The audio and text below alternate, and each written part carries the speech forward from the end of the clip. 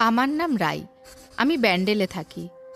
ছোটবেলা থেকেই পড়াশোনার বদলে খেলাধুলার প্রতি আমার টান। আমি ডিফেন্সে যোগ দিতে চেয়েছিলাম, কিন্তু পরিবারের মত ছিল না।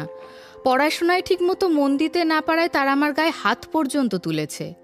আমি ঠিক জানতাম না আমি কে, কিন্তু এটা জানতাম যে আমার ছেলেদের ভালো লাগে না, আমার একমাত্র মেয়েদের প্রতি আকর্ষণ বোধ হয়।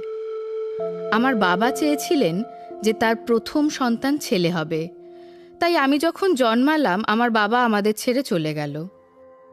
বাবার চোখে সেই ছেলে হয়ে ওঠার জন্য আমি বাড়ির বাইরের সমস্ত কাজগুলো করতাম। আজ এই ৩২ বছর বয়সে এসেও আমি নিজের পরিচয় নিয়ে ঠিক স্পষ্ট নই।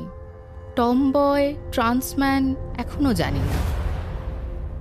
যদি আমাকে কেউ ভালোবেসে থাকে তাহলে সে আমার দাদু। দাদু আমার সমস্ত খরচ বহন করতেন। তার মৃত্যুর পর আমি ভীষণভাবে একা হয়ে যাই। ক্লাস 8-এর পর থেকেই আমাকে শুনতে হয় যে আমার পড়াশোনার জন্য অত টাকা পয়সা খরচ করার সামর্থ্য নেই, তাই আমাকে বিয়ে দিয়ে দেওয়া হবে। প্রত্যেক পরীক্ষার আগে আমার বীভৎস ভয় হতো যে এইবার পাশ না করতে পারলে সব শেষ। মাধ্যমিকের পর আমি টিউশনি পড়াতেও শুরু করি। ক্লাস 11-এর পর বাড়ির কাছের ITI কলেজে ভর্তিও হই। সেই সময় আমি সকাল 6টায় বেরোতাম আর বাড়ি ফিরতাম রাত 11টায়। সারাদিন কাটতো মোটে 2 গ্লাস ছাতু খেয়ে। ITI ছেড়ে দিতে হয় কোর্স শেষ হওয়ার 6 মাস আগেই, যেটা আমার জন্য আজও আক্ষেপের।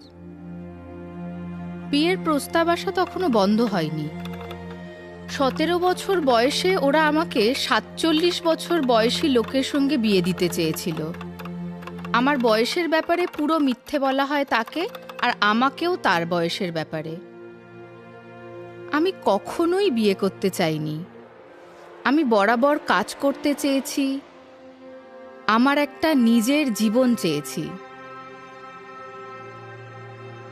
তখনও এই কুয়ার, ট্রান্স, লেসবিয়ান শব্দের সঙ্গে আমার পরিচয় হয়নি। আমি শুধু 3টে বছর চেয়েছিলাম আমার গ্র্যাজুয়েশন শেষ করার জন্য। RPF-এর একটা পরীক্ষা ছিল শিলিগুড়িতে। পরীক্ষা দিতে যাওয়ার জন্য আমি বাবাকে অনুরোধ করেছিলাম, কিন্তু যেতে দেয়নি। ততদিনে পরিবারের পুরুষদের দ্বারা আমি শারীরিক ও মানসিক হেনস্থার শিকার হয়েছি। একজন পুরুষকে বিয়ে করার ভাবনা আমাকে তাড়া করে বেড়াতো। তবুও 18 বছর বয়সে আমাকে জোর করে বিয়ে দেওয়া হয়। আমার স্বামী পল্লবের বয়স তখন 32। বিয়ের দিন পল্লব যখন সিঁদুর দিচ্ছিল তখন আমি জড় বস্তুর মতো বসেছিলাম।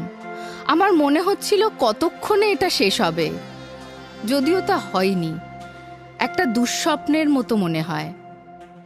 আমার মধ্যেকার ট্রমাগুলো তখনও দগদগে। যখন আমি পল্লবকে বলেছিলাম যে আমি তৈরি নই, সে আমার বলাকে সম্মান জানিয়েছিল। বিয়ের আগে আমি বাইরে থাকতাম, কাজ করতাম, ঘুরতাম, স্বপ্ন দেখতাম।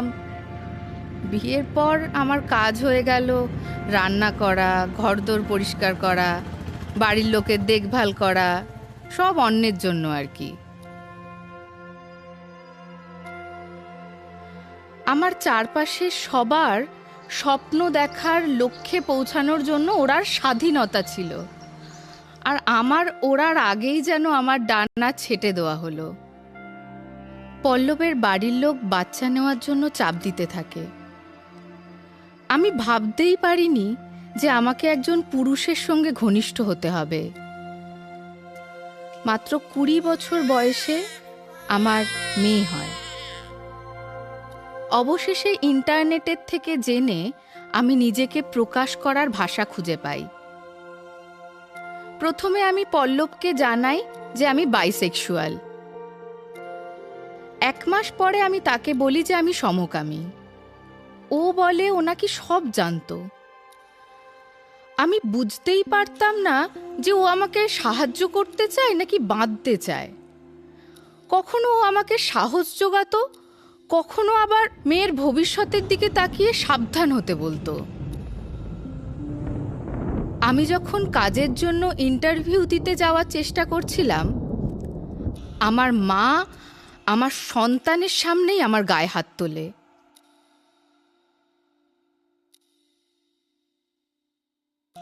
পল্লব চুপ করে দাঁড়িয়েছিল। আমার তখন পালিয়ে যেতে ইচ্ছে করছিল, কিন্তু জানি না কোথায়। আমি জানতামই না যে আমাকে সাহায্য করার জন্যও কিছু এনজিও আছে। আর পুলিশের কাছে গেলে আমাকে নয় আবার বাড়ি ফিরিয়ে দেবে, নয় বাড়ির বিপক্ষে যাওয়ার জন্য নোংরা কথা শোনাবে। একদিন আমি ফোন টোন বন্ধ করে স্টেশনে গিয়ে বসেছিলাম আর ভাবছিলাম আজই সব জ্বালা মিটিয়ে দেব। তখনই হঠাৎ আমার মেয়ের গলার আওয়াজ শুনতে খুব ইচ্ছে হয়। আর সেই দিন আমি ঠিক করি আমি বাঁচব, আমার মেয়ের জন্য বাঁচব।